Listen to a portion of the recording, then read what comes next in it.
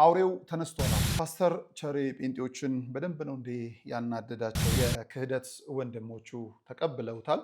በተመሳሳይ ምርት እንዳትሸው ኦርቶዶክስ ያልሆኑ ግን ኦርቶዶክስ የሚመስሉ ትላንት ካህን የነበሩ ዛሬ ከሃዲያንን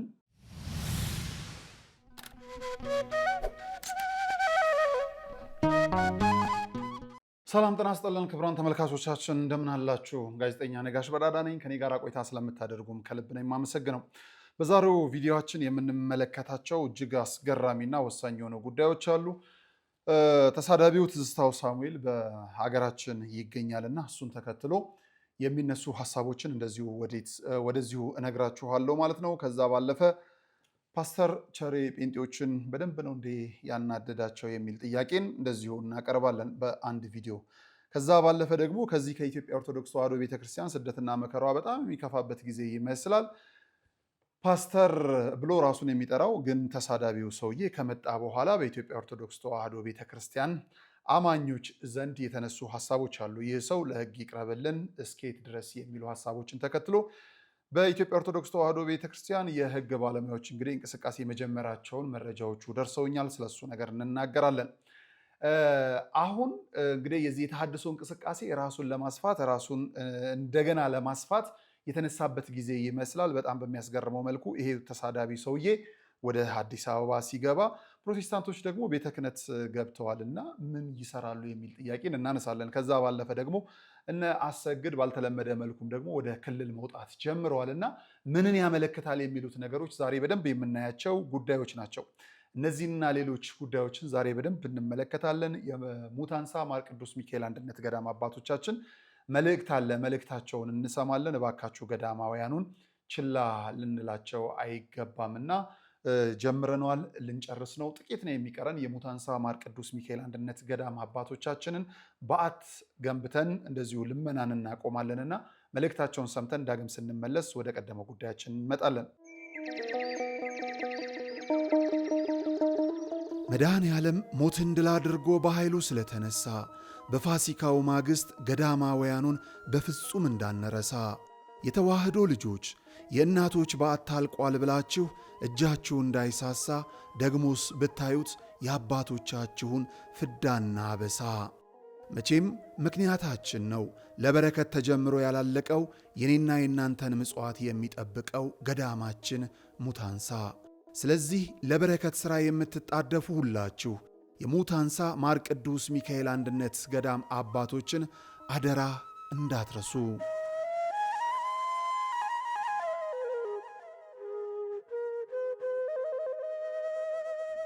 ክቡራን ተመልካቾቻችን ተመልሰን ተገናኝተናል። በሰሞኑ እንግዲህ ስንነጋገር የነበረው በጣም በሚያስገርምና በሚያስደንቅ መልኩ ወንጌል ልሰብክ ነው ወይስ ወንጀል ላስፋፋ ነው የሚለውን ሀሳብ ባናቆም ወንጌል ልሰብክ ነው በሚል አስተሳሰብ ወደ መዲናችን አዲስ አበባ አቶ ትዝታው ገብቷል እና በጣም በሚያስገርም መልኩ የክፋት ወንድሞቹ ተቀብለውታል፣ የክህደት ወንድሞቹ ተቀብለውታል።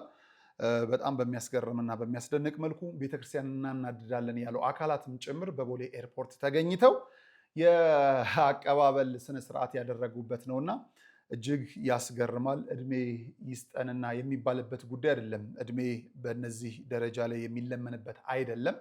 በቤተ ክህነት ያሉ የሕግ ባለሙያዎች እንደዚሁ ስራቸውን የሚሰሩበት በሀገሪቱ ያሉ ሕግ አስፈጻሚዎችም ጭምር ታማኝነታቸው የሚለካበት ሁኔታ ነው ማለት ነው። ከዚሁ ጋር ተያይዘው ከብፁዕ አቡነ ሳይሮስ ጋራ የሕግ ባለሙያዎቹ መገናኘታቸውን ሰምተናል። ከዛ ባለፈም እንደዚሁ ከዚህ በፊት የነበሩትን ስራ አጠር ባለመልኩ ሪፖርት ማቅረባቸውንም ባለፈው ቅዳሜ ውይይት ማድረጋቸውን ሰምተናል። ከዚሁ ጋር ተያይዞ እንግዲህ የወቅቱ ጥያቄ ትልቁና አንገብጋቢው ቤተክርስቲያንን የተሳደበ ንዋያተ ቅድሳትን ለማንቋሸሽ የሞከረ ራሳቸው ብፁዓን አባቶችንም ጭምር ያንቋሸሸ እንደዚሁ የዘለፈም ጭምር ነውና ብፁዓን አባቶቻችን ለቅድስት ቤተክርስቲያናችን ባይሉ እንኳን ስለስማቸው ሲሉ ይህንን ሰው ወደ ፍርድ አደባባይ ያቀርቡታል የሚል እምነት አለን ብለናችሁ ነበር። ብፁዕ አቡነ ሳይሮስ ከሕግ ባለሙያዎች ጋራ እንደዚሁ ወይም ከሕግ ክፍሉ ጋራ ውይይት እንዳደረጉ ሰምተናል። ከሕግ ክፍሉ የተወያዩባቸውን ዝርዝር ሀሳቦችን ወደፊት የምናመጣባቸው ቢሆንም በውስጥ በደረሱኝ መረጃዎች ደግሞ የሕግ ባለሙያዎቻችን ተጠናክረው እየሄዱ ስለሆነ መረጃና ማስረጃም ብዙ አስፈላጊ መሰብሰብ ጊዜ የሚፈጅ አይደለም። ምክንያቱም በእያንዳንዱ ሰው እጅ ያለ ስለሆነ በራሱ ቪዲዮ ጭምር ስላለበት አፋጣኝ የሆነ እርምጃዎች ይሄዳሉ ብለን እናስባለን። ከዛው ጎን ለጎን ደግሞ በሚጠራጠሩና ቤተክርስቲያንን ስጋት ውስጥ ናት ብለው በሚያምኑ ምዕመናን ደግሞ ራሱ ፓስተር ብሎ ራሱን የሚጠራው አቶ ትዝታው ሳሙኤል የመጣው ተፈቅዶለት ነው የሚል ሀሳብም ጭምር አላቸውና ፈቃጁ ማን ነው የሚለውንም እየተከታተለን ወደ እናንተ የምናቀርበው ይሆናል። ምንም ጥርጥር የለም ባለቤቷን እየተማመነች የሚባለው ነገር አለ። እሱን እስከ መጨረሻው የምንሄድበት ነው። የኛ ባለቤት ደግሞ መድኃኔዓለም ነውና ሰዎች ሰውን ቢተማመኑም መድኃኔዓለም ለቤቱ የሚያንስ አይደለም። ብፁዓን አባቶች አሉን፣ የህግ ባለሙያዎች አሉን፣ ሌሎች በቤተ ክህነትም ስለ ቤተ ክህነቷ ስለ ቤተ ክርስቲያኗ የሚቆረቆሩ አካላት አሉና ይህንን ግለሰብ በፍርድ አደባባይ ላይ አቁመን እንደምናሳያችሁ አትጠራጠሩን ያሉ የህግ ባለሙያዎች አሉ። እግዚአብሔር ከእናንተ ጋር ይሁን። እኛም እንደ ሚዲያ እንደ ህዝብም አብረናችሁ እንዳለን ለመግለጥ እንወዳለን ማለት ነው። የዚህ የፓስተር ሳሙኤል ነው ትዝታው ወደ አዲስ አበባ መግባቱን ተከትሎ እንግዲህ እየተደረጉ ያሉ የተሐድሶ እንቅስቃሴዎች እንደገና የማንሰራራት ሂደት ይታይበታልና የተዋህዶ ልጆች በያላችሁበት ቦታ ነቅታችሁ ልጠብቁ ይገባል ማለት ነው። እንደ ዘር እዛም እዚህም እየተረጩ ነው ያሉት፣ የምትመለከቱት ነው። ይህንን ቪዲዮ እስቲ ተመልክተን ነው እንምጣ። አንዴ ላሳያችሁ። በተመሳሳይ ምርት እንዳትሸወዱ ክቡራን ተመልካቾቻችን፣ መስቀሎቻችንን ይዘው የአገልጋይ ቀሚሶቻችንን ለብሰው ጭምር ነው እንግዲህ በእርግጥ መዳረሻቸው ቤተክርስቲያን አይደለም፣ አዳራሽ ውስጥ ነው። የሚለየው እሱ ነውና በተመሳሳይ ምርት እንዳትሸወዱ ክቡራን ተመልካቾቻችን። ይሄ የምትመለከቱት ቪዲዮ የነ አሰግድ ነው። ቃላዋዲ ዲላ ይላል። ምንድነው እሱ የተፈለገው የሚለው የዲላ ከተማ ነዋሪዎች በተለይም ኦርቶዶክሳውያን ከዚህ በፊት ከነበረው ግርግር ጋር ተያይዞ እነዚህ ሰዎች ወደ ከተማዋ ሊመጡ አይገባም የሚልን ሀሳብ አንስተው ነበር። ወደ ከተማው መሄዳቸውን መከልከል የሚቻል አይደለም፣ ሊከለከሉም አይገቡም። ግን በአደባባይ ላይ ምዕመኑን ለማሳሳት የሚደረገው ሂደት እሱ ላይ መሳተፍ የለባቸውም የሚል ሀሳብን አንስተው ሲሞግቱ ነበር። በሚገባ ሀሳባቸውን አሳክቷል። የዲላ ኦርቶዶክሳውያን በጣም ትልቅ ተጋድሎ አድርጋችኋል፣ ክብር ይገባችኋልና አሁን ጊዜው በጣም ከባድ ነው። ኦርቶዶክስ ያልሆኑ ግን ኦርቶዶክስ የሚመስሉ ሀሳባቸው ፍጹም ከተዋህዶ የራቀ ግን እንደ በግ መንቀስ እንደ ምንድነው ተኩላ ቅሽቅሽ ያሉ አንዳንድ የማይወደዱ ነገሮችን እያየን ነውና ይሄንን በደንብ መዋጋት መቻል አለባችሁ። ምንም ጥርጥር የለውም። ይሄንን ሰምተን ሳናባራ ደግሞ ለምን እንደሆነ ባናውቅም ፓስተሮች ብፁዕ አቡነ ሳይሮስ ቢሮ ገብተው አበባ ሲያስቀምጡ ተመልክተናል። ይሄን ቪዲዮ ተመልከቱትና የቆየነው የአሁን በጣም በሚያስገርም መልኩ ምንድነው ነገሩ የሚለው ነው። ግልጽ የሆኑ ዜናዎችን ማየት አልቻልኩም እስካሁን ሰዓት ድረስ። በኢትዮጵያ ኦርቶዶክስ ተዋሕዶ ቤተክርስቲያን ኦቲሲ ላይም ለማየት ሞክሬ ነበረ። ይሄንን የሚዘግብ ዜና አላየውም። አልፎኝ ከሆነ አላቅም፣ እታረማለሁ። አልፎኝ ከሆነ አላቅም። መረጃውም እንደዚሁ ግልጽ አልወጣም ወይም ዜናው አልተዘገበም። ይሄን ጉዳይ እንደዚሁ በቅርበት የምንከታተለው ይሆናል ማለት ነውና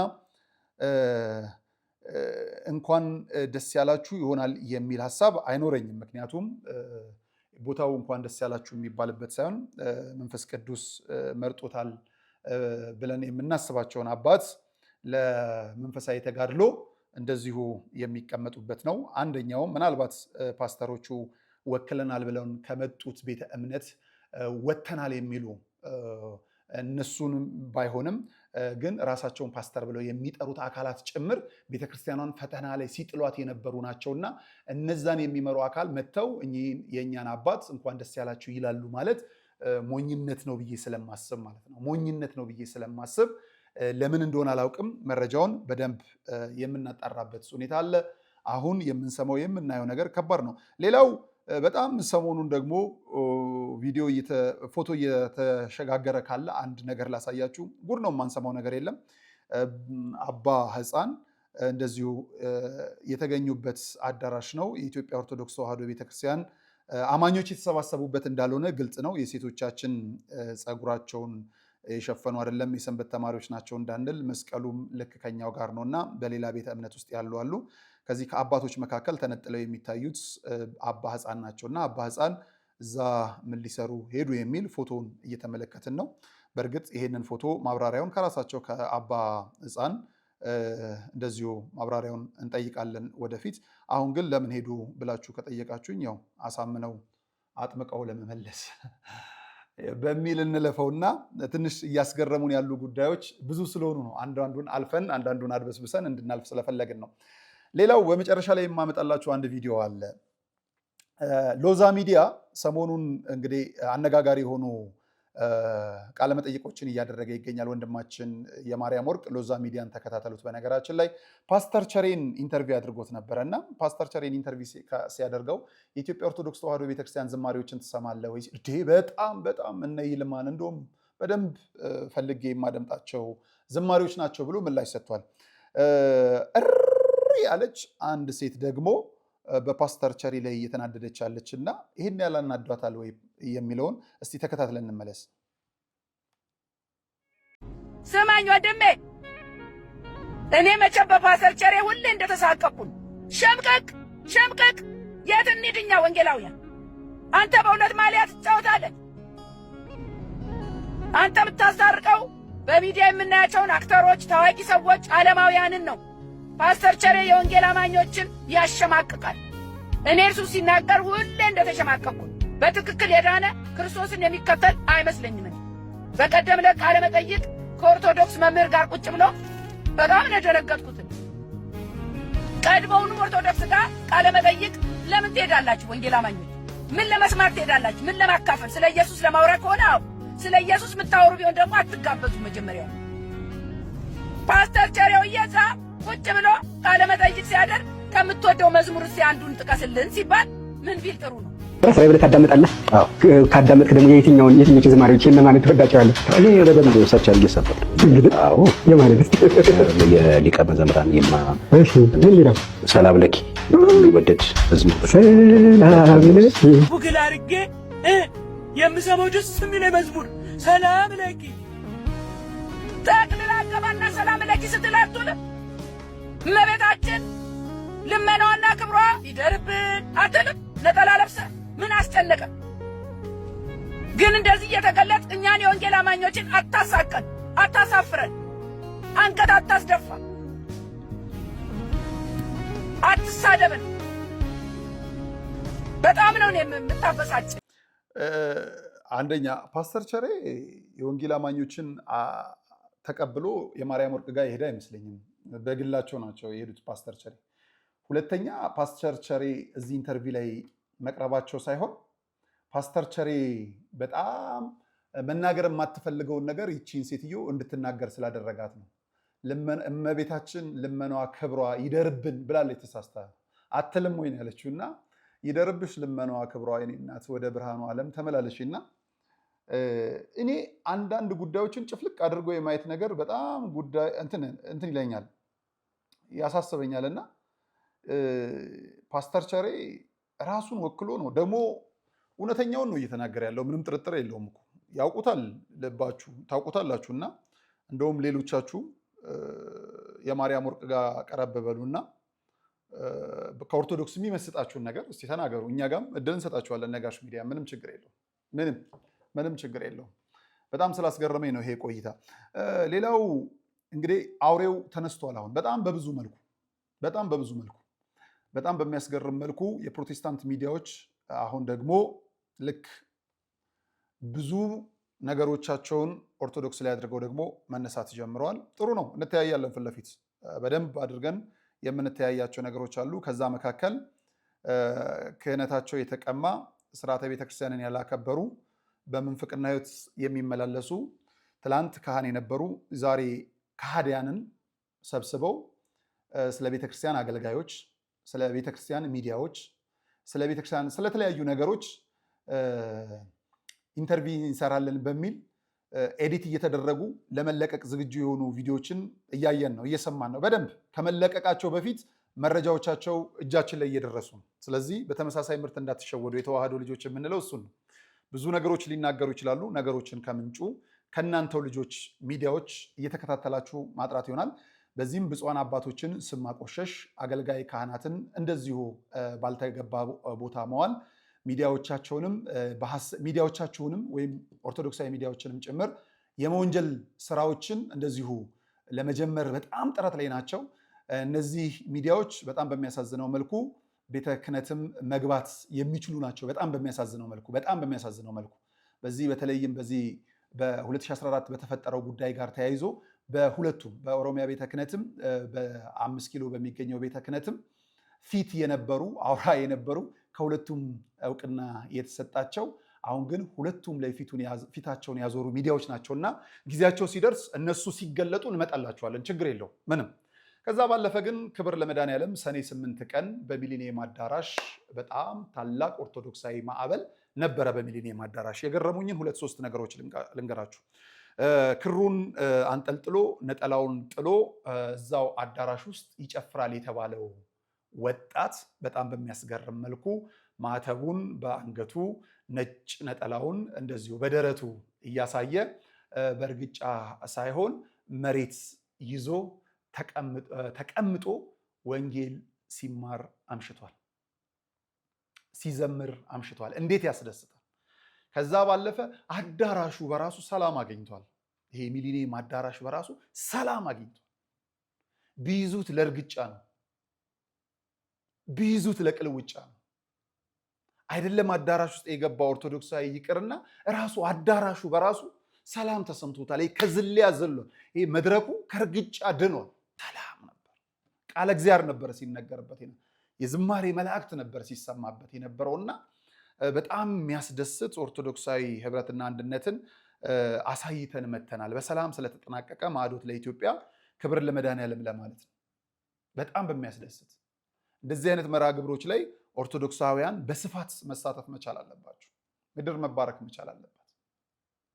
እዛ ሚሊኒየም አዳራሹን የሚጠብቁ አዘጋጆች በራሱ ሰላም፣ ምንም የሚያስፈራ ነገር አልነበር። ሰላማዊ ነው። ይሄ የሚረብሽ የሚዘለል የሚጮህ ምናምን አልነበረም። ሃይማኖታዊ የሚሆን ዓለማዊ አዳራሹ ቢያዝ ከእርግጫ ይዘለል አልነበረም።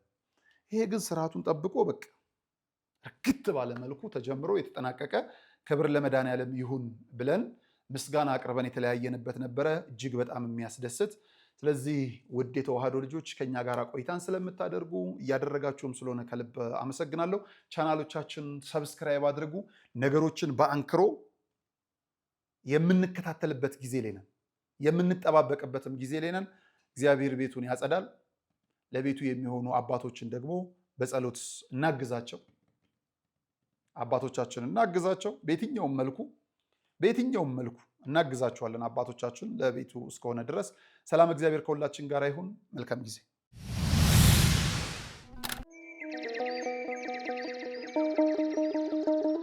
መድኃኔዓለም ሞትን ድል አድርጎ በኃይሉ ስለተነሳ በፋሲካው ማግስት ገዳማውያኑን በፍጹም እንዳንረሳ የተዋህዶ ልጆች የእናቶች በዓት ታልቋል ብላችሁ እጃችሁ እንዳይሳሳ ደግሞስ ብታዩት የአባቶቻችሁን ፍዳና አበሳ። መቼም ምክንያታችን ነው ለበረከት ተጀምሮ ያላለቀው የኔና የእናንተን ምጽዋት የሚጠብቀው ገዳማችን ሙታንሳ።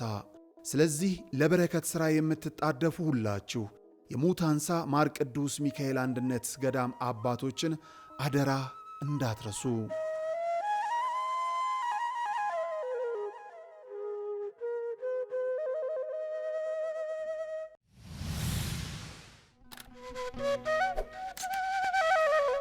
Thank you.